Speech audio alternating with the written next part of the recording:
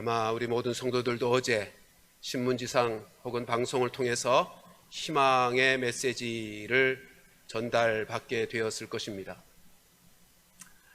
아스트라 백신이 전국적으로 접종이 시작이 되었습니다. 어떤 신문의 일면의 기사 제목이 이것이었습니다. 402일 기다림, 희망을 맞다. 접종하신 모든 분들 대부분이 그렇게 인터뷰를 해요.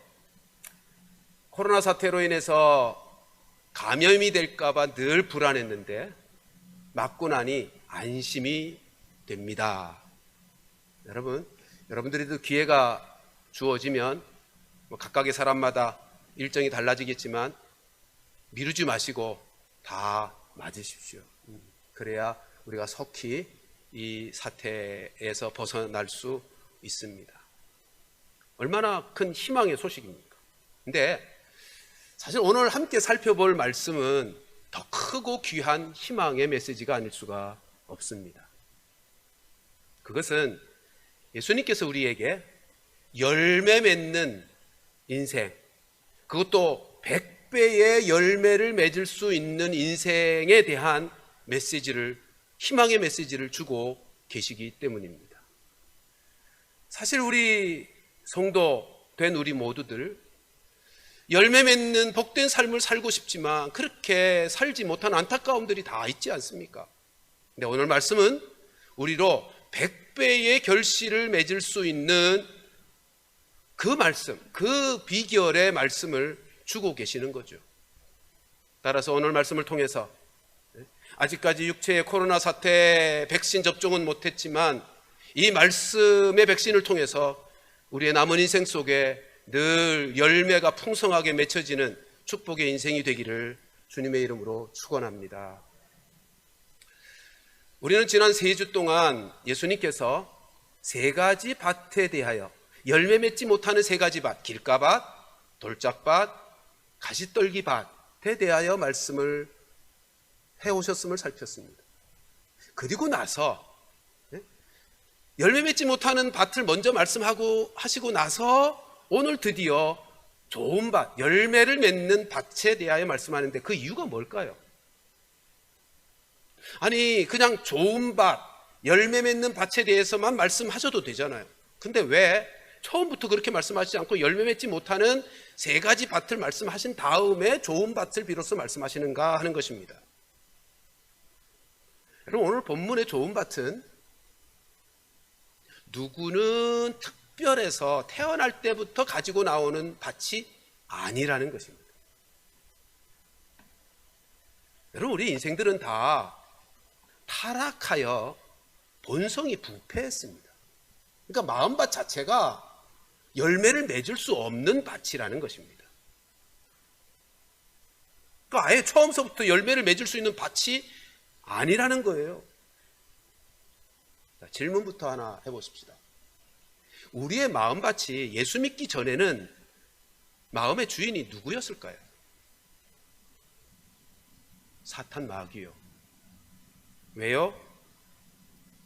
사탄 마귀가 하나님으로부터 우리의 마음을 훔쳤거든요. 원래는 창조주 하나님이 우리의 마음의 주인, 우리의 존재의 주인 아니시겠습니까? 그런데 인생들이 마귀의 유혹을 받고 하나님의 말씀을 버리고 주인이신 그분의 말씀을 버리고 마귀의 말을 따라 살면서 그 마음이 마귀의 것이 되어버렸어요. 예수님께서 이 땅에 오셔서 우리의 모든 불순종의 그 죄를 다 사해 주심으로 우리를 하나님의 것으로 다시 회복시켜 주셨죠. 그러니까 우리의 마음밭, 예수 믿어 구원받은 자들의 마음밭은 이제 주인이 하나님이 되신 겁니다. 무엇으로요? 예수님의 생명값 주고 사셔서. 그래서 이제 본질적으로는 좋은 밭이 된 거예요.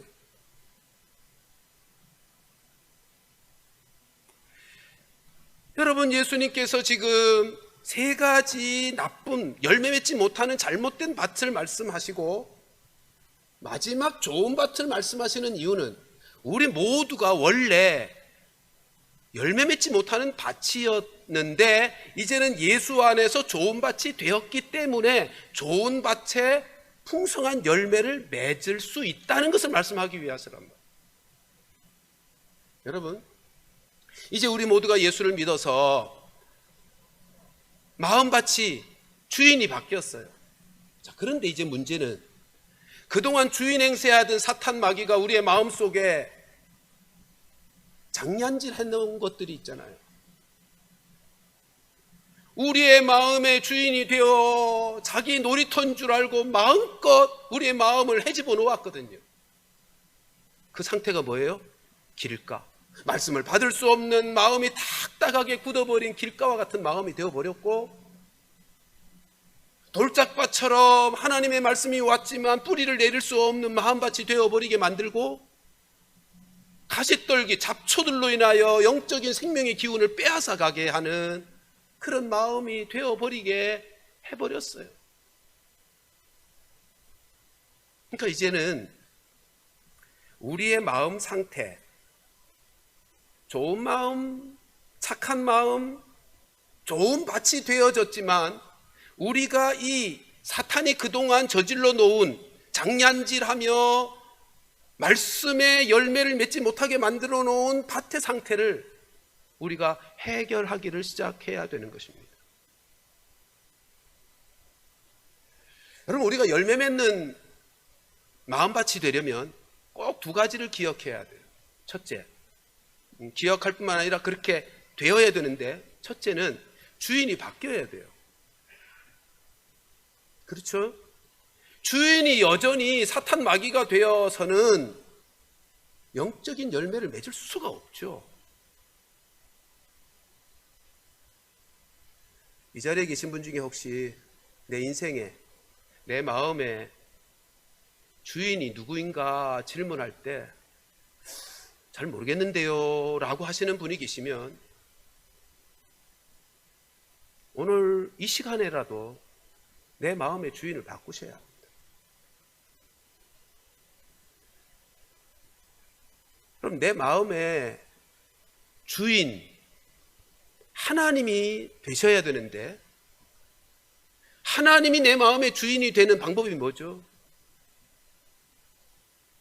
예수 그리스도를 영접하는 거죠. 그럼 요한복음 10장 10절 말씀을 한번 보실까요? 요한복음 10장 10절 말씀을 보면 같이 읽습니다. 시작. 도둑이 오는 것은 도적질하고 죽이고 멸망시키려는 것뿐이요, 내가 온 것은 양으로 생명을 얻게 하고 더 풍성히 얻게 하려는 것이라. 여기 도둑이 누구죠? 사탄 마귀요. 사탄 마귀가 우리의 마음을 도둑질해서 결국은 우리를 어떻게 하는 거예요? 죽이고 멸망당하게 하는 거예요. 그게 사탄이 하는 짓이죠. 그래서 우리의 마음밭을 그렇게 헤집어 놓고 못쓰게 망가지게 만들어 놓은 거죠. 근데 예수님이 오셔서 우리에게 생명을 주시고 열매를 풍성히 맺히게 하시는 분이시란 말이에요. 그러니까 우리가 그 예수를 믿으면 이제 마음의 주인이 바뀌어서 하나님이 주인이 되어서 우리의 마음 속에서 말씀의 열매가 맺혀지게 되는 것입니다. 그러니까 주인이 먼저 바뀌어야 돼요. 혹시 아직까지 내 마음의 주인이 예수님이시고 하나님이시라고 하는 것이 분명치 않으신 분들은 마음의 주인을 바꾸는 일은 간단해요. 예수를 내 구주로 영접하는 것입니다. 나는 죄인입니다. 주님이 나의 죄를 위해 십자가에서 죽으셨고 3일 만에 부활하셨습니다.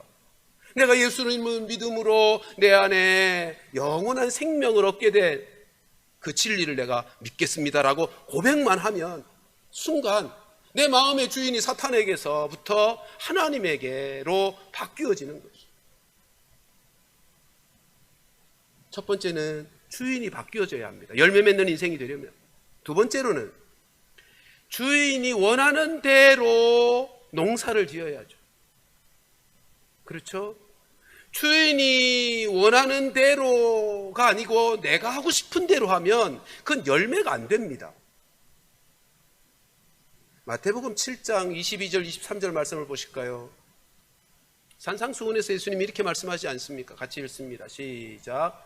그날에 많은 사람이 나더러 이르되 주여 주여 우리가 주의 이름으로 선지자 노릇하며 주의 이름으로 귀신을 쫓아내며 주의 이름으로 많은 권능을 행하지 아니하였나이까 하리니 그때에 내가 그들에게 밝히 말하되 내가 너희를 도무지 알지 못하니 불법을 행하는 자들아 내게서 떠나가라 하시는. 여러분, 주인이 원하는 대로 행하지 않으면 그건 다 불법이에요. 생각해 보십시오. 내가 평생을 주님을 위해서 살고 말씀대로 산다고 나름대로는 애를 썼다고 하지만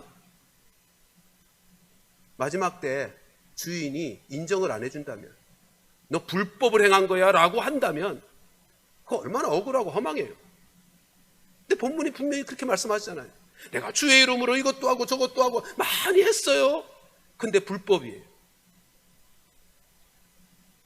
그러니까 우리가 열매를 맺는 삶을 살려면 주인이 바뀌어진 것과 함께 주인이 원하는 대로 살아야 되는 거예요. 그렇지 않으면 그걸 열매라고 여겨주지를 않으시는 거예요. 내가 아무리 많은 것을 했다고 생각하지만 땅의 사람들이 다 주변의 사람들이 칭송하고 칭찬하려는지 모르지만 하나님께서 그것을 열매로 인정해 주지를 않는 거예요. 꼭 기억하십시다. 자, 이 시간은 내가 예수 믿어서 이제 하나님이 내 마음의 주인이다 여기시는 분이 계시면 가슴에 한번 손을 얹으십시다. 그리고 이렇게 저를 따라합니다. 나의 마음의 주인은 하나님이십니다. 아멘입니까? 이어서 따라하십시다. 나는 이제 열매를 맺을 수 있게 되었습니다. 아멘입니까? 우리가 이 사실을 알아야 돼요. 내 마음의 주인이 이제 하나님이 되셔서 더 이상 사탄 마귀가 아니에요. 그래서 사탄 마귀가 와서 뭐라 그러면 넌 이제 내 인생 주인이 아니야 라고 예수 이름으로 물리치시라고요. 그리고 두 번째는 주인의 원하는 대로 하는 것인데, 우리가 지난 석주간 살펴왔듯이 주님이 원하시는 건 뭐예요? 그동안 내 마음에 와서 사탄이 장난질 해놓은 마음밭 제대로 이제 회복시키는 거죠.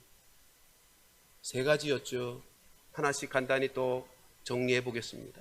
첫째, 여러분, 이제는 우리가 이제 주인이 바뀌었으니까 그 사실을 인정하고 이제 내가 열매 맺는 착한 마음과 좋은 마음밭이 되었다. 그러면 내가 열매 맺기 위해서는 마음 가꾸기를 하셔야 돼요. 첫 번째, 길가와 같은 마음 가꾸기는 어떻게 해야 될까요? 여러분, 말씀이 들려지지만 말씀이 내 마음에 받아들여지지 않는 그 마음이 딱딱하고 굳어있는 마음의 문제는 어떻게 해결할 수 있을까요? 그건 성령님만이 하실 수 있는 일입니다. 에스겔서 36장 26절 말씀 같이 읽습니다. 시작. 또 새 영을 너희 속에 두고 새 마음을 너희에게 주되 너희 육신에서 굳은 마음을 제거하고 부드러운 마음을 줄 것이며. 누가요? 새 영이신 성령께서요. 그러므로 우리가 마음이 굳어서 말씀을 내 마음속에 받아들일 수 없는 상태가 되어버렸다면 그럴 때마다 성령님의 도우심을 구해야 돼요. 성령님께 내 마음 부드럽게 만들어달라고 기도해야 돼요. 다른 방법이 없어요. 말씀이 내 마음에 심겨지게 하시는 분은 성령님밖에 없다고요.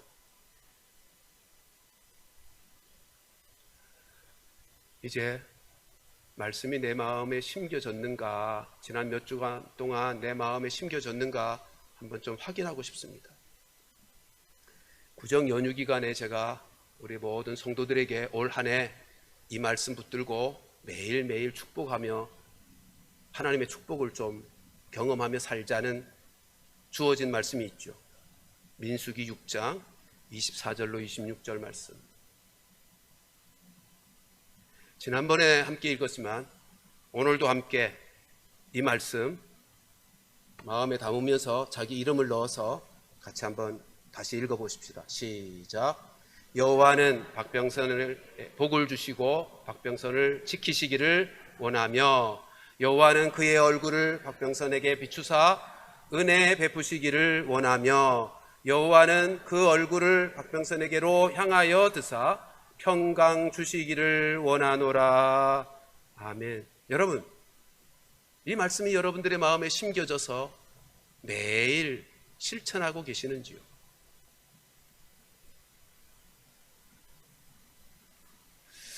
이어지는 27절 말씀은 어떻게 되어 있었죠? 27절 말씀 보실까요? 같이 읽습니다. 시작. 그들은 이같이 내 이름으로 이스라엘 자손에게 축복할지니 내가 그들에게 복을 주리라. 하나님이 그렇게 약속하셨잖아요. 너희가 그렇게 축복하면 내가 그 축복으로 축복할 것이다. 그들이 그렇게 되도록 내가 축복할 것이다.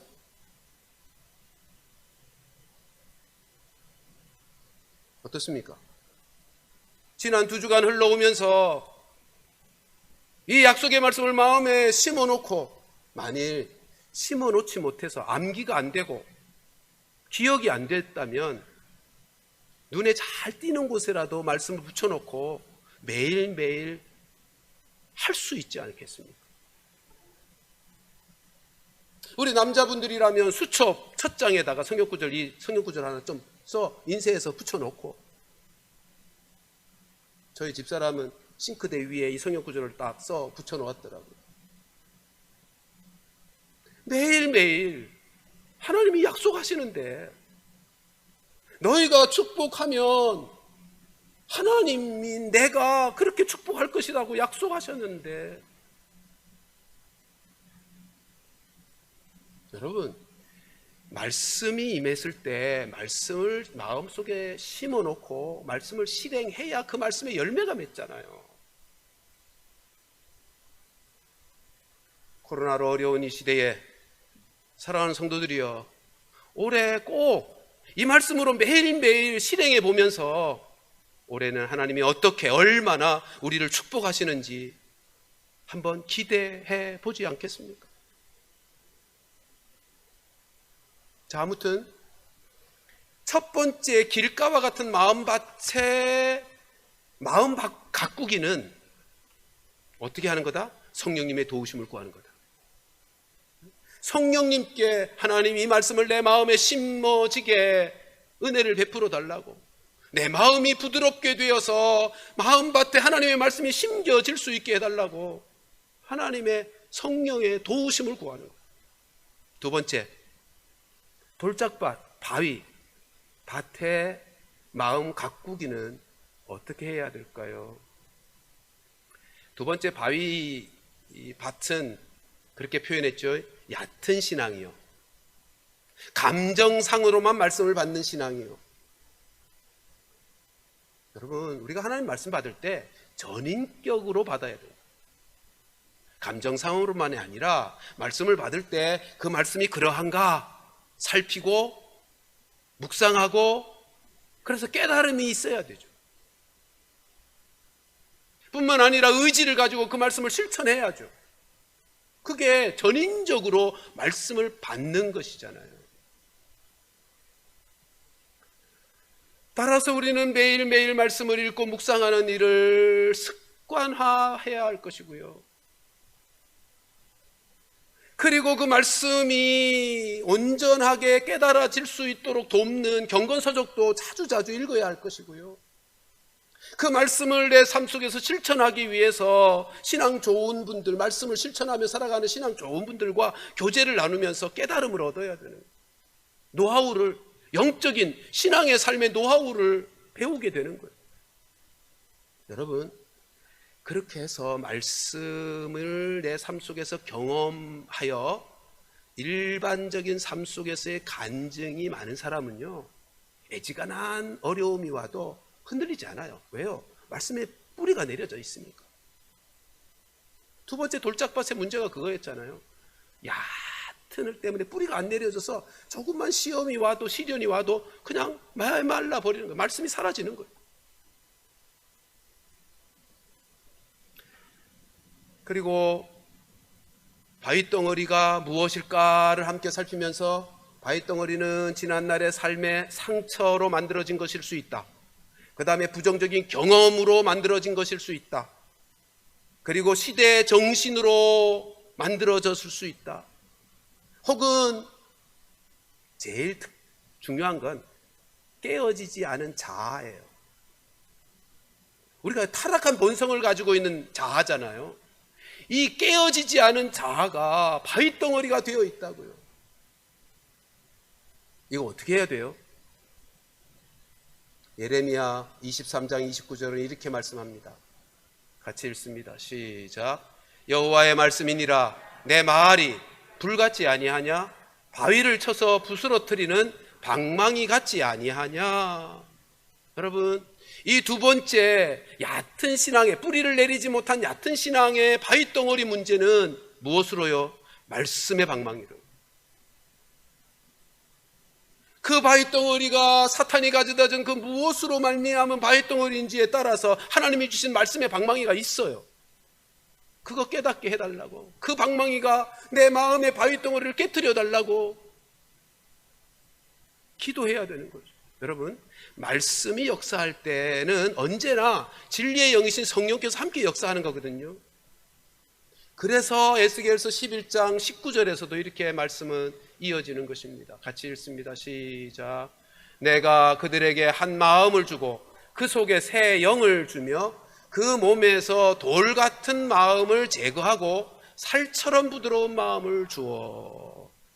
에스겔 선지자는 아까 36장 26절에서 본 것처럼 장차 예수 그리스도께서 십자가에 죽으시고 부활하신 다음에 성령을 보내어 주시는 그 영, 새 영을 통해서 우리의 마음이 부드러워질 것이다.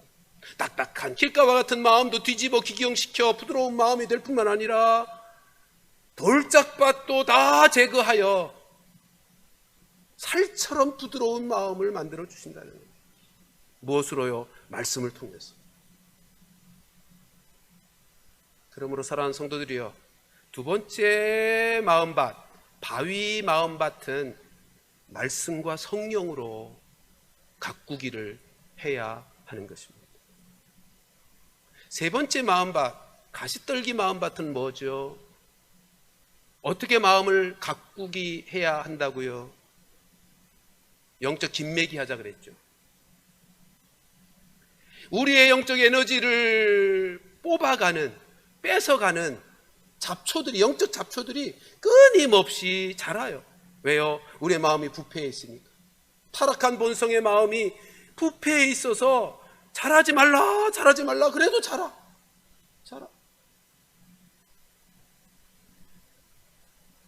영적 김매기가 뭐라고요? 회개요.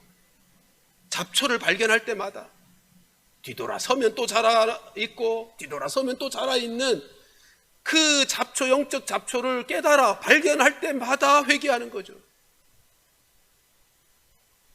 그런데 그 잡초를 세 가지를 말씀하셨죠. 하나는 세상의 염려. 우리 모두에게 가장 강력하게 잡초로 작용하고 있는 것이라 지난주에 말씀드렸습니다. 여러분, 이 염려, 그리고 염려로 말미암아 두려움까지 가는 것, 이건 결코 하나님이 주시는 거 아니에요. 디모데후서 1장 7절에서 분명히 말씀하시죠. 우리 마음속에 하나님이 주시는 것은 두려움이 아니에요. 디모데후서 1장 7절 말씀 같이 한번 읽어보십시다. 시작. 하나님이 우리에게 주신 것은 두려워하는 마음이 아니요 오직 능력과 사랑과 절제하는 마음. 두려워하는 마음은 하나님이 주신 게 아니고 사탄이 가져다 주는 거라고. 그래서 어떻게 하라 그랬죠? 우리 보고 염려가 있으면 염려하지 말고 기도하라. 염려의 습관을 바꾸어서 기도의 습관으로 바꾸어 감사함으로 하나님께 아뢰면 지각에 뛰어나신 하나님, 우리는 미래를 알지 못하지만 우리의 염려하고 두려워하는 미래의 문제까지도 다 알고 계신 하나님이 우리의 삶의 모든 것에 최선의 것으로 역사하실 아버지이시니 우리는 그 하나님께 염려하지 말고 기도하라 라고 하는 것이 해결책. 그게 마음 가꾸기의 모습이라. 그리고 뒤에 두 가지 또 있었죠. 지난주에는 말씀을 자세히 못 드렸는데, 두 번째가 재물의 유혹, 부자 되고자 하는 욕망. 그거 어떻게 극복해요? 그 마음은 어떻게 가꿀 수 있어요? 나누고 베풀고 섬기면서. 청지기 의식을 가지고 내 손에 쥐어진 거 다 내 거야가 아니고, 하나님이 주신 것인 줄 알고 하나님이 원하시는 데 나누고 베풀고 섬길 때 재물의 유혹에서 벗어날 수 있어요. 그 마음 가꾸기가 가능해요. 세 번째로는 향락이었는데요. 성경 구절 하나만 볼게요. 로마서 6장 13절. 여러분, 향락은 지체의 싸움입니다. 지체의 싸움이에요. 로마서 6장 13절 같이 읽어보십시다. 시작. 또한 너희 지체를 불의의 병기로 죄에게 드리지 말고 오직 너희 자신을 죽은 자 가운데서 다시 산 자같이 하나님께 드리며 너희 지체를 의의 병기로 하나님께 드리라. 보고, 지체가 뭐죠? 눈, 코, 입, 귀, 피부 감각이에요. 오감이 전달되는 거예요. 이게 지체예요. 우리의 지체를 죄에게 드리지 말고 의의 병기로 하나님께 드리는 거예요. 이 싸움을 싸워야 되는 거예요. 향락의 가시떨기를 제거하는 마음 가꾸기는 지체의 싸움을 싸우는 거예요. 어떤 신학자는 그렇게 얘기했어요. 지체가 영적 싸움의 최전선이고, 그리고 교두보다. 그거 무너지면 다 무너지는 그 자리.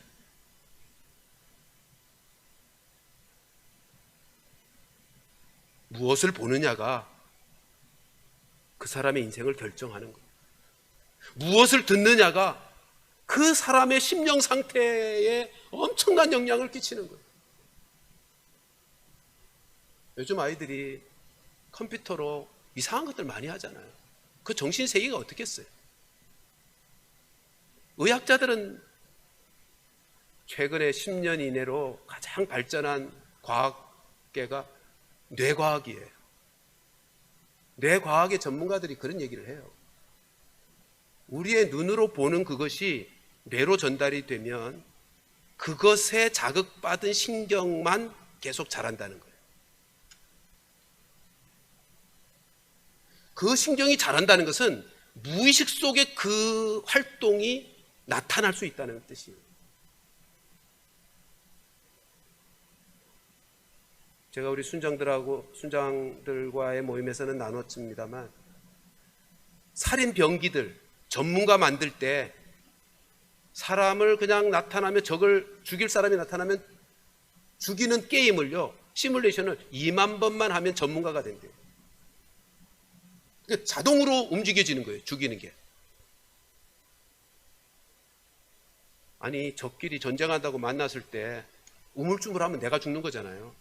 그러니까 살인 병기들은 2만 번의 연습을 하고 싸움, 전쟁터로 나가는 거예요.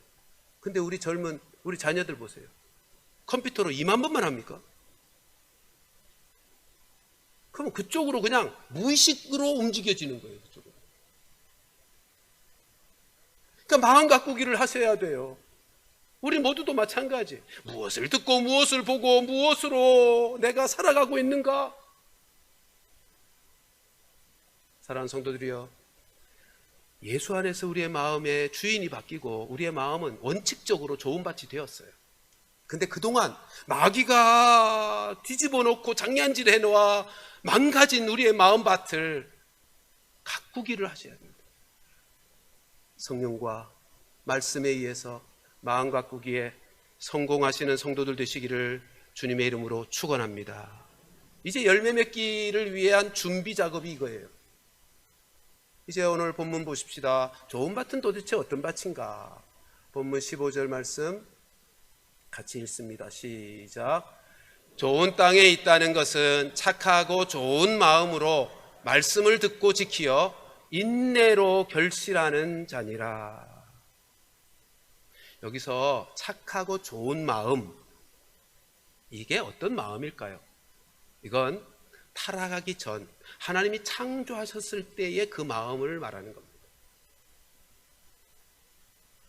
근데 우리가 타락했잖아요. 그러니까 이 마음은 이제는 예수 안에서 회복된 마음을 말하는 거예요. 성령의 역사로 인해서 마음이 새롭게 회복되어진 마음을 말하는 거예요. 자, 그런데 이 마음이 어떤 마음, 내용상으로는 어떤 것이냐 하면 성경에서 신약이든 구약이든 이 착하고 좋은이라는 단어의 뜻은 도덕적인 개념이 아닙니다. 이 도덕적인 개념의 단어가 아니에요. 관계의 개념입니다. 그러니까 여기 착하고 좋은이라고 하는 이 단어는 도둑질 안 하고 거짓말 안 하고 그런 의미의 착하고 좋은 것이 아니고 관계가 좋다는 뜻이에요. 이 착하고 좋은이라는 단어 구약에 똑같이 나오는 본문이 있는데요. 시편 133편 1절에 가서 보면 형제가 연합하여 동거함이 어찌 그리 선하고 아름다운고라는 말씀이 있죠. 이 선하고가 본문의 착하고고요. 아름다운 고가야 본문의 좋은인 거예요. 똑같은 단어입니다. 근데 한번 시편 133편 1절 말씀을 생각해 보세요. 그 말씀에서 뭐가 선하고, 착할 선자잖아요. 뭐가 선하고 아름답다는 것인가? 뭐가 선하고 아름답다는 거예요? 보세요. 형제가 연합하여 동거함이 착하고 선하고 아름답다는 거예요. 이 관계적인 용어라고요. 여러분, 우리 이 좋다는 단어, 이 단어가 제일 먼저 나오는 게 창세기 1장입니다. 창세기 1장의 창조의 기록이잖아요. 기억하시죠? 하나님이 창조의 역사를 이루실 때 매일매일 창조를 끝내시고 나서 뭐라 그러죠? 보시기에 좋았더라. 토브라는 단어를 쓰는데 이 똑같은 단어예요. 좋다, 좋다, 좋다. 뭐가 좋은 거예요? 타락하기 전에 하나님이 창조하신 세상은요, 하나님과의 관계가 좋은 것이고 그들과의 관계가 조화롭게 좋은 거예요. 성경에서 말하는 좋다, 착하다, 선하다, 아름답다는 말은 관계의 용어라고. 그러니까 여기 착하고 좋은 마음이라는 것은 풀어 말씀드리면 하나님과의 관계가 좋은 마음이고 사람들과 형제들과의 관계가 좋은 마음을 말하는 거예요. 그러면 이 마음의 최고의 모델은 누구의 마음일까요? 두말할 것 없이 예수님의 마음이죠. 하나님과의 관계, 그리고 이웃과의 관계가 모델로서 우리에게 보여주신 주님. 그래서 사도 바울은 빌립보서 2장에서 예수님의 마음을 품으라고 우리에게 부탁하는 것입니다. 빌립보서 2장 5절부터 8절 저와 함께 이 말씀 읽으시면서 우리가 본받아야 될 예수님의 마음, 다시 말하면 오늘 본문의 표현으로 하면 착하고 좋은 마음은 도대체 어떤 마음인가를 잘 보십시오. 저하고 한 절씩 나눠서 읽습니다. 너희 안에 이 마음을 품으라. 곧 그리스도 예수의 마음이니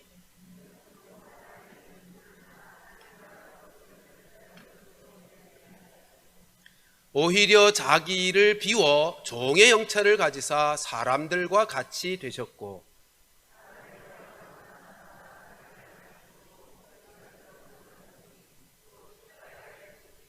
아멘. 여러분, 예수님의 마음을 본받으라고 말씀합니다. 왜요? 그게 착하고 좋은 마음의 실제 모습이니까. 근데 그 예수님의 마음은 어떤 마음이요? 하나님께는 죽기까지 복종하는 마음. 하나님 앞에서 하나님의 말씀대로 순종하는 마음이요. 그게 하나님과의 관계를 온전하게 만드는 거예요. 그리고 또 다른 사람들과의 관계에서는요, 나를 낮추어서 종이 되어지는 거예요. 섬기는 자로 살아가는 거예요. 그게 다른 사람들과 좋은 관계를 만들어가는 좋은, 착하고 좋은 마음 밭이란 말이죠. 여러분, 이 사실을 잊지 마십시오. 예수님의 마음이란 다른 마음이 아닙니다. 하나님 앞에서 죽기까지 순종하는, 하나님의 말씀이라면 죽기까지 복종하는 그 마음, 그리고 사람들과의 관계에 있어서 나를 겸손하게 내려놓고 형제들과의 관계에 있어서 비난하고 조롱하고 비판하고 판단하고 무시하고 하는 게 아니고, 다른 사람을 어떻게 해요? 사도 바울의 표현대로 하면 남을 나보다 낮게 여기는, 나를 종으로 여겨 섬기는 자로 남을 나보다 낮게 여기는 그 마음이 착하고 좋은 마음이랍니다.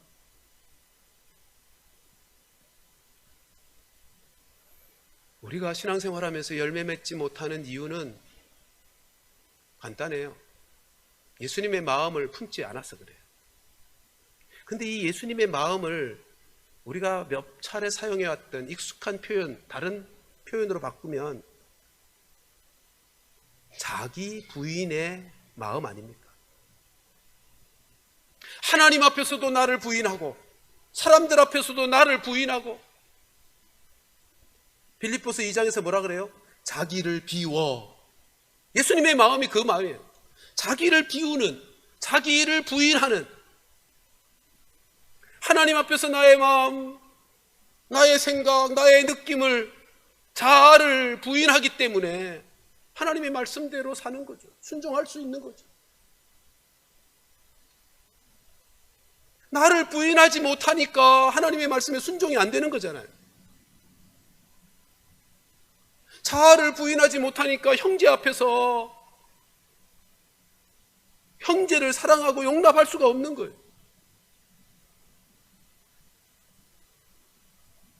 여러분, 우리가 열매 맺지 못하는 이유를 쉽게 표현하자면 자기 부인이 안 돼서 그래요.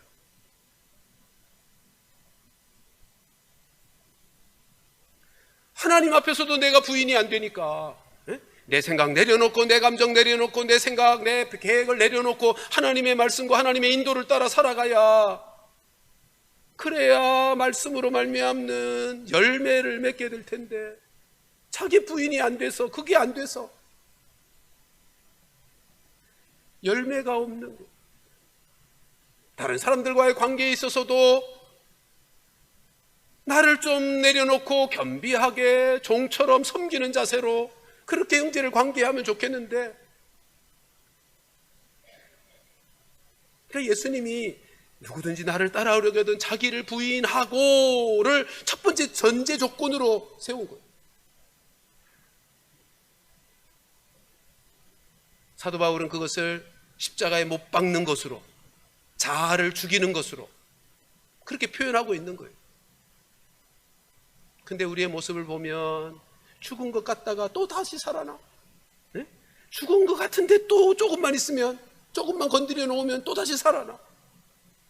그러니까 죽은 게 아니고 기절한 것 같아요. 어쩌면 이 싸움을 계속해야죠.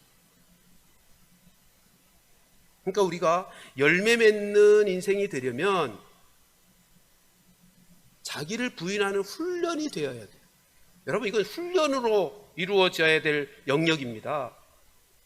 오늘 본문 15절 말씀에서 뭐라 그러죠? 착하고 좋은 마음으로, 이게 전제 조건이고요. 어떻게 한다고요? 말씀을 듣고 지키어 그러잖아요. 여러분, 지키는 것은 훈련으로 되는 일이에요. 그 다음에 나오는 단어는 또 뭐예요? 인내로 결실한.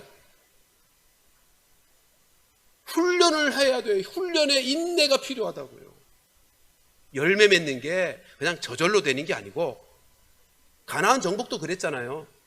하나님이 분명히 약속하셨어요. 이스라엘에게 주실 거예요. 근데 어떤 사람만 누렸어요? 말씀을 믿음으로 받고 인내하고 싸우는 사람에게만. 그 말씀을 받지 않은 사람에게는 약속된 그 축복, 그 열매를 맛보지 못한다.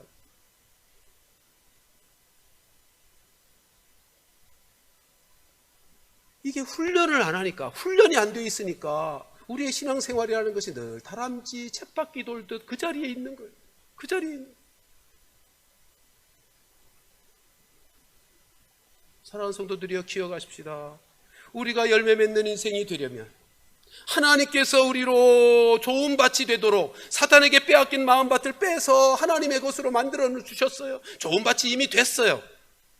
근데 좋은 밭, 열매 맺게 하기 위해서 우리가 해야 할 일이 있단 말이죠.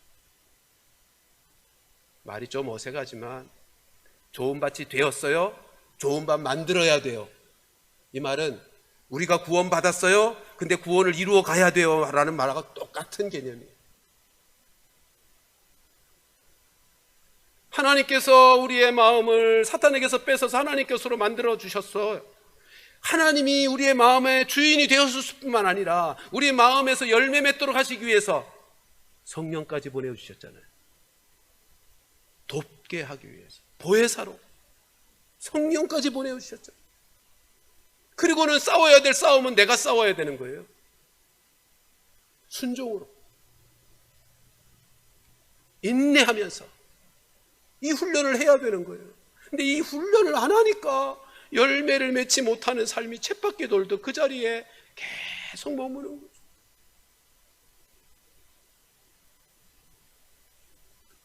사랑하는 성도들이여, 착하고 좋은 바, 하나님과의 관계가 좋은 마음, 사람들과의 관계가 좋은 마음, 이것이 되어질 때 우리는 열매를 맺는, 되어진 것만큼 열매가 풍성한 인생을 살게 될 것입니다. 하나님이 우리에게 요구하시는 헌신은 다른 거 없어요. 자기를 부인하는 데 헌신하기를 원하셔요. 이게 최고의 헌신이에요. 자기 부인을 할 줄 아는, 내 기분과 내 생각과 내 판단대로 그렇게 움직이며 살아가는 인생이 아니라 나를 부인하고 이때 이 상황 속에서 하나님은 무엇을 어떻게 하기를 원하시는지를 살피고 자기를 부인하며 주님께서 맡기신 그 사명을, 주의 뜻을, 주인 되신 그분의 뜻을 따라서 그분이 원하시는 대로 행하노라면, 여러분, 우리에게 이미도 주의 십자가의 보혈로 깨끗하게 씻겨주셔 변화된 마음밭이 풍성한 열매를 맺게 되어진 은혜가 있을 것이란 말이죠. 우리 모두 우리의 남은 생을 살아가면서 말씀과 성령으로 날마다 우리의 마음을 가꾸고, 우리의 마음을 가꾸고요, 그리고 하나님 앞에서 자기를 부인하면서 하나님과의 관계가 좋아지고 사람들과의 관계가 좋아지고, 여러분, 이 두 관계는 분리되는 게 아니에요. 본질적으로 분리되는 게 아니에요. 그래서 우리의 삶에 풍성한 열매, 누가복음에서는 30배 60배 빼고 100배만이라고 했는데, 100배라는 것은 최고의 농부의 만족을 표현하는 열매의 숫자입니다. 하나님께서 우리의 삶에, 우리의 마음밭의 주인이신 하나님이 만족해 하시는 풍성한 열매를 맺는 우리 모두가 되기를 주님의 이름으로 축원합니다.